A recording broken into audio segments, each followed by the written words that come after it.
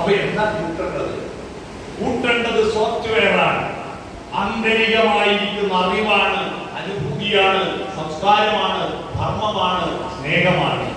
അത് കൂട്ടാൻ വേണ്ടി ഒരു മനുഷ്യക്കൂട്ടത്തെ പ്രേരിപ്പിക്കുന്നവനാണ് ലീഡർ. അല്ലാതെ സ്വന്തം സമ്പത്ത് വർദ്ധിപ്പിക്കാൻ മനുഷ്യക്കൂട്ടത്തെ പ്രേരിപ്പിക്കുന്നവരല്ല, ആന്തരികമായ വികാസം ഉണ്ടാക്കാൻ മനുഷ്യക്കൂട്ടത്തെ പ്രേരിപ്പിക്കുന്നവനാണ് ലീഡർ. ഇപ്പോ നേതാക്കന്മാരുടെ പ്രസംഗം കേൾക്കാൻ ആള് വരാത്തത് എന്തുകൊണ്ടാണെന്നറിയോ? ആള് പറയുന്നത് എന്തുകൊണ്ടാണെന്നറിയോ? പലരും ഇരിക്കുന്നത് മറ്റു നിവൃത്തിയില്ലാതെ പോയി ഇരുന്ന് കൊടുക്കുകയാണ്. കാരണം ഇന്നില്ലേ കുഴപ്പമില്ലേ, ഒരു പ്രസംഗം വരെ കാത്തിരിക്കും, ഉടൻ തന്നെ കഴിഞ്ഞു പോകും. കാരണം ഈ പ്രസംഗം കേൾക്കാൻ വന്നവൻ തിരിച്ചു പോകുമ്പോഴേക്ക് അവൻ എന്തെങ്കിലും ഒരു അറിവോ എന്തെങ്കിലും ഒരു ജ്ഞാനമോ ഒരു ധാർമ്മികതയോ ഒരു നീതിബോധമോ വർദ്ധിപ്പിച്ചു കൊടുക്കാൻ കഴിഞ്ഞിട്ടുണ്ടെങ്കിൽ മാത്രമേ അവൻ ആ പ്രസംഗത്തോട് താല്പര്യമുണ്ടാവുകയുള്ളൂ. മുന്നിലിരിക്കുന്ന ആളുകളോട് എല്ലാവർക്കും അറിയുന്ന കാര്യം ആവർത്തിച്ചു സത്യം പറയലല്ല പ്രസംഗം എന്ന് പറയുന്നത്. പ്രസംഗം എന്ന് പറയുന്നത് സത്യം പറയലാണ്. എന്റെ ഓർമ്മ ശരിയാണ്, 1947 ഇന്ത്യക്ക് സ്വാതന്ത്ര്യം കിട്ടിയത്. പലരും പറയുന്നത് ഇവന്റെ ഓർമ്മ ശരിയാണെങ്കിൽ 1945 ആഗസ്റ്റ് 15 സ്വാതന്ത്ര്യം കിട്ടിയെന്ന് അറിയാത്ത ഒരു മനുഷ്യൻ കിട്ടിയിട്ടുണ്ടാവോ? പിന്നെ അത് പറയേണ്ട ആവശ്യമുണ്ടോ? ആവശ്യമില്ല. അറിയുന്ന കാര്യം, എനിക്ക് 2 കണ്ണുണ്ട്, എനിക്ക് മൂക്കിന് 2 ദ്വാരമുണ്ട്, എനിക്ക് എന്റെ മൂക്കിന് താഴെയാണ് വായിരിക്കുന്നത്, വായിലാണ് പല്ലുള്ളത്. ഞാൻ എന്തോന്നും അളവ് പറഞ്ഞു. ഇങ്ങനെ വേണം 1 മണിക്കൂർ അതിലേക്ക് പ്രസംഗിച്ചൂടെ? സത്യം മാത്രമല്ലേ എന്ന് പറഞ്ഞിട്ടുള്ളൂ. എല്ലാവരും പറയുന്ന സത്യം പറയലല്ല പ്രസംഗം. മുന്നിൽ വന്നിരിക്കുന്നവനെ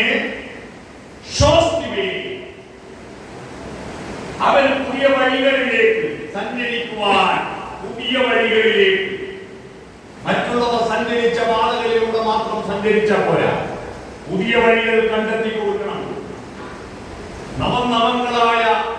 നവനവങ്ങളായിരിക്കും ഉന്മേഷങ്ങൾ ഉണ്ടാക്കി കൊടുക്കണം. അതാണ് പ്രതിഭ. പ്രതിഭ എന്ന് പറയുന്നത് ആനന്ദവർദ്ധനൻ എന്ന് പറയുന്ന ഒരാൾ ധ്വന്യാലോകം എന്ന പുസ്തകത്തിൽ പ്രതിഭയെ കുറിച്ചിട്ട് നിർവചനം നടത്തിയിരിക്കുന്നത് നവനവോന്മേഷശാലിനി പ്രജ്ഞാ പ്രതിഭ. നവനവങ്ങളായി ഉന്മേഷം ഉണ്ടാക്കുന്ന പ്രജ്ഞയാണ് പ്രതിഭ എന്ന് പറയുക. പ്രതിഭകളെ ശ്രദ്ധിക്കാൻ പറ്റണം.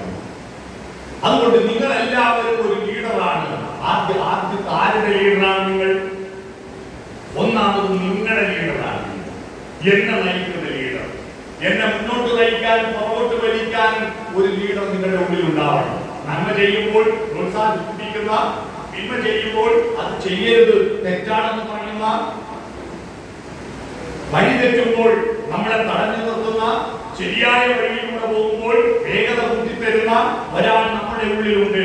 അതുകൊണ്ട് ഓരോ മനുഷ്യന്റെ ഉള്ളിൽ ഒരു ലീഡറുണ്ട്. ആ ലീഡറാണ് നിങ്ങളെ മുന്നോട്ട് നയിക്കുന്നത്. യുവാക്കളെ, ആ ലീഡർ ആര് എന്ന് തീരുമാനിക്കുമ്പോഴാണ് നിങ്ങൾ യുവാവാണോ തീരുമാനിക്കപ്പെടുന്നത്. ആ ലീഡറാണ്. ഗുരു ലഘു എന്ന് പറയുന്ന 2 വാക്കുകളുണ്ട്, കേട്ടിട്ടുണ്ടോ? പണ്ട് സ്കൂളിൽ മലയാളം വൃത്തം പഠിച്ചവർക്കറിയാം. ഗുരു എന്ന് പറഞ്ഞാൽ വലിയ അക്ഷരം, ദീർഘാക്ഷരം ഗുരു, ഹ്രസ്വാക്ഷരം ഗുരു. ഗുരു എന്ന് പറഞ്ഞാൽ വലുതെന്നാണ്. അധ്യാപകരെ ഗുരു എന്ന് വിളിക്കാൻ കാരണം അവർ അറിവിന്റെ കാര്യത്തിൽ വലുതായിരുന്നു. മനസ്സിലായോ? ഗുരു എന്ന് പറഞ്ഞാൽ വലുത്. ഗുരുതരമായ പരിക്ക് പറ്റി എന്ന് പറഞ്ഞാൽ മാഷക്ക് പരിക്ക് പറ്റി നല്ലത് ആണ്. വലിയ പരിക്ക് പറ്റി, ഗുരുതരമായ പരിക്ക്. അപ്പൊ ഗുരു വലുതാണ്, ലഘു ചെറുതാണ്. ഈ ഗുരു ലഘു ഏതാണെന്ന് തീരുമാനിക്കാൻ നമ്മുടെ യുവാക്കൾക്ക് കെൽപ്പുണ്ടാക്കി കൊടുക്കാൻ കഴിയും. അവിടെയാണ് നമ്മൾ മനുഷ്യനാണോ മൃഗമാണോ തീരുമാനിക്കുന്നത്. ഏതാ ഗുരു, ഏതാ ലഘു? മനുഷ്യന് 2 ജീവിതമുണ്ട്. ഒന്ന് പ്രകൃതിയുടെ ജീവിതം. എല്ലാ ജീവജാലങ്ങളെയും പോലെ മനുഷ്യരും ഉരുൾപൊട്ടലുണ്ടാകുമ്പോ മനുഷ്യന്മാരിൽ ഒരുപാട് അറിവ് നേടിയവരല്ലേ, പ്രകൃതിയെ സ്നേഹിച്ചവരല്ലേ, അല്ലേ? വയനാട്ടിലെ കുട്ടികൾ നല്ല പ്രകൃതി സ്നേഹത്തിന്റെ പ്രവർത്തനങ്ങൾ നടത്തിയവരല്ലേ.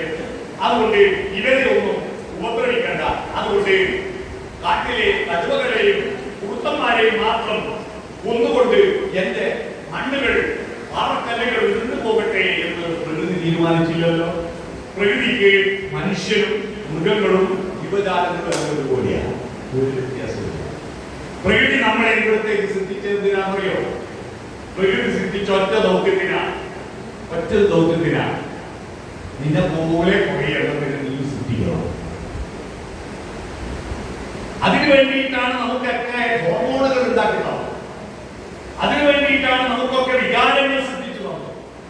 അതിനു വേണ്ടിയിട്ടാണ് നമുക്ക് പ്രലോഭനങ്ങൾ ഉണ്ടാക്കി തന്നത്. നിന്നെ പോലെ ഇരുമീനിനക്കായിട്ട് ഒരു കടലിൽ തന്നെ ഉണ്ടാക്കി തന്നു. മാനിന് കസ്തൂരി മണം ഉണ്ടാക്കിയത്, മുഴുവിനെ പൂമ്പാറ്റയായി ഉടുപ്പിക്കുന്നത്, പ്രജനന പ്രക്രിയ നടത്തുക എന്ന് പറഞ്ഞാൽ എല്ലാം ഒരു തമ്പുരാൻ ഓരോന്നോരോന്ന് സൃഷ്ടിക്കുവോ? ഈ ഹിന്ദു മതത്തിൽ ബ്രഹ്മാവാണ് എല്ലാ സൃഷ്ടികളും നടത്തുന്നു പറയും. അപ്പൊ ബ്രഹ്മാവിന്റെ ഭാര്യ സരസ്വതി പറഞ്ഞു, തമ്പുരാനെ ഒന്നെനിക്ക് ചേർച്ചതൊന്നുകൂടെ സൃഷ്ടിക്കാൻ. അങ്ങനെ ബ്രഹ്മാവ് ഈ സൃഷ്ടിയുടെ സോഫ്റ്റ്വെയർ സരസ്വതിക്ക് അല്പനേരത്തേക്ക് പറഞ്ഞു കൊടുത്തു. നീ ഒന്ന് സൃഷ്ടിച്ചു.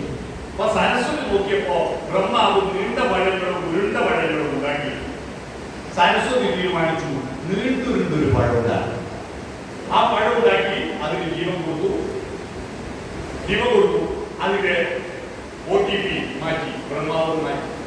ഇനി വേറെ സൃഷ്ടിക്കാൻ പാടില്ല. അപ്പൊ പഴത്തിന് ജീവൻ കൊടുത്തു. അപ്പൊ സരസ്വതി ഒരു സംശയം ബ്രഹ്മാവ്, ഭഗവാനെ ഒരു പഴം ഉണ്ടാക്കാൻ ഞാൻ എത്ര സമയം എടുക്കുന്നു? ഈ ലോകത്തിൽ ലക്ഷക്കണക്കിന് മാങ്ങയും തേങ്ങയും ചക്കയും ഉണ്ടാകുന്നു. ഇതൊക്കെ നിങ്ങൾ എപ്പോഴൊക്കെ ഉണ്ടാക്കുന്ന? അപ്പൊ ബ്രഹ്മാവ് പറഞ്ഞു, അങ്ങനെയൊന്നുമല്ല, ഞാൻ ഒന്നേ ഉണ്ടാക്കും. ഒന്നുണ്ടാക്കിയാൽ പിന്നെ അതിന്റെ അകത്തുനിന്ന് വിത്ത് മുളച്ചിട്ട് മരമാണ്. പഴത്തിന്റെ അകത്ത് വിത്ത് മുളച്ച് മരമാണ്. ആ മരത്തിൽ കുറെ പഴങ്ങൾ ഉണ്ടാവും. ആ പഴങ്ങളിലെല്ലാം വീണ്ടും വിത്തുകൾ ഇങ്ങനെ മുളച്ച് വീണ്ടും ഒരുപാട് മരങ്ങൾ ഉണ്ടാവും, വിത്തുകൾ ഉണ്ടാവും. അങ്ങനെ പഴം, വിത്ത്, മരം, പഴം, വിത്ത്, മരം, പഴം, വിത്ത്, മരം. അങ്ങനെ ലോകമുള്ളിടത്തോളം കാലം ഈ ചക്രം ഇങ്ങനെ മുന്നോട്ട് പോയിക്കൊണ്ടിരിക്കും എന്ന് പറഞ്ഞപ്പോ സരസ്വതി പറഞ്ഞു, അയ്യോ വിത്തിന്റെ കാര്യം ഞാൻ വെറും പാടാനുണ്ടാക്കി. ഇനിയിപ്പോ എന്താ ചെയ്യാം? ഒന്നുകൂടി പാസ്വേഡ് പറഞ്ഞോളൂ, വിത്ത് വെക്കാം. അങ്ങനെ വിത്ത് ഉണ്ടാക്കി. പക്ഷെ പഴം സൃഷ്ടിച്ചു പോയല്ലോ, വിത്ത് വേറെ. അപ്പൊ ഈ പഴം കീറാൻ പറ്റാത്തതുകൊണ്ട് ആ പഴത്തിന്റെ പുറത്ത് വിത്ത് പൊടിച്ചു. അങ്ങനെയായി കൊല്ലക്കാരുടെ ഞങ്ങളുടെ നാട്ടിൽ ഉണ്ടാക്കി നിങ്ങൾ കൊണ്ടുവന്ന് സംസ്കരിക്കുന്ന കശുവണ്ടിയുടെ വിത്ത് പുറത്തായി പോയി. ബാക്കി എല്ലാത്തിന്റെ പഴത്തിനകത്താണ്, കശുവണ്ടിയുടെ വിത്ത് പുറത്താണ്, അല്ലേ? പുറത്താണ്. അതുകൊണ്ടാണ് അത് ഞങ്ങൾ മുരുങ്ങിയെടുത്ത് നിങ്ങൾക്ക് കൊല്ലത്തേക്ക് കയറ്റുമതി ചെയ്യാൻ പറ്റുന്നത്. ഞാൻ പറഞ്ഞു വന്നത് പ്രകൃതിയുടെ ദൗത്യം. നമ്മുടെ ശരീരത്തെ സൃഷ്ടിച്ചിരിക്കുന്നത് നിന്നെ പോലെ കുറെ എണ്ണത്തിനെ സൃഷ്ടിക്കണം. അതിനു വേണ്ടി എല്ലാ സോഫ്റ്റ്വെയറും നമ്മുടെ ശരീരത്തിൽ ഇൻസ്റ്റാൾ ചെയ്ത് വെച്ചിട്ടുണ്ട്. എന്നാൽ പക്ഷിമൃഗാദികളിൽ നിന്ന് വ്യത്യസ്തമായി മനുഷ്യനുള്ള പ്രത്യേകത, അവൻ പക്ഷിമൃഗാദികൾക്ക് വ്യത്യസ്തമായി ഈ ശരീരത്തെ കൺട്രോൾ ചെയ്യുന്ന ഒരു മനസ്സാണ് അവന്റെ ഗുരു. അതോ മനുഷ്യനാവും. മനസ്സ് ഗുരുവും ശരീരം ലഘുവുമായ മനുഷ്യനായി. എന്നാൽ മൃഗമാകുന്നത് ശരീരം ഗുരുവും മനസ്സ് ലഘുവായ മൃഗമായി. ഇപ്പോ ഇതിൽ ഒരു പട്ടി കടന്നുപോയി, അല്ലേ? പട്ടി കടന്നുപോയി. ആ പട്ടിക്കൊന്ന് മൂത്രയില്ല, അത് ടോയ്ലറ്റ് നോക്കി നടക്കോ? ഒരു പശുവിന് ഉത്സവപ്പറമ്പാണ്, പള്ളിപ്പറമ്പാണ് എന്ന് നോക്കോ? ശരീരത്തിന് മൂത്രയിക്കണം എന്നുള്ള തോന്നലുണ്ടായ അവതര പാലം പതിച്ച് മൂത്രയിക്കും, ചാണകം ഇല്ലേ?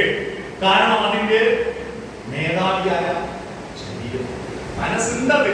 ആ മനസ്സ് ഈ ശരീരത്തിന് ഭക്ഷണത്തിനും ഉറക്കത്തിനും വിസർജനത്തിനും സന്താനോത്പാദനത്തിനുമുള്ള വഴി കണ്ടെത്തി കൊടുക്കാൻ മാത്രമാണ് മൃഗങ്ങളുടെ മനസ്സ്.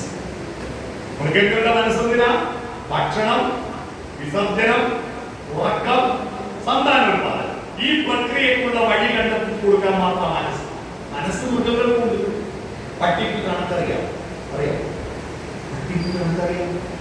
നിങ്ങൾ വീതി കുറഞ്ഞ ഒരു റോഡിലൂടെ സ്കൂട്ടറിൽ പോവാം. അപ്പൊ റോഡിന്റെ പകുതിക്ക് ഒരു പട്ടി കിടക്കും. നമ്മുടെ സ്കൂട്ടറിന്റെ ശബ്ദം കേട്ട പട്ടി തലപോലിച്ച് നോക്കി സ്കൂട്ടറാണെന്ന് കണ്ടാൽ ആക്കൂല. കാരണം സ്കൂട്ടർ കൊണ്ട് തലവാടി തൊട്ട് പറയാൻ ലോറി വന്നോട്ടെ, പട്ടി എടുത്ത് മാറി വരും. ഇതുകൊണ്ടാണ് സ്കൂട്ടറിന്റെ വീതി എത്രയാണ്, ലോറിന്റെ വീതി എത്രയാണെന്നുള്ള കണക്ക് പട്ടിക്ക് അറിയും. എന്നാൽ നമ്മുടെ കൂട്ടത്തിലെ ചില പട്ടികൾക്ക് അറിയാതെയാണ് റോഡിൽ വെച്ച് പോകുന്നത് അല്ലേ? ഒരു മര്യാദ ഇല്ലാതെ റോഡിൽ വെച്ച് പോകുന്നതാണ് ബ്ലോക്കാക്കി. അപ്പൊ മൃഗങ്ങൾക്ക് മനസ്സുണ്ട്, പക്ഷെ അത് ശരീരത്തിന് അധീനമാണ്. ശരീരത്തിന് അധീനമാണ്.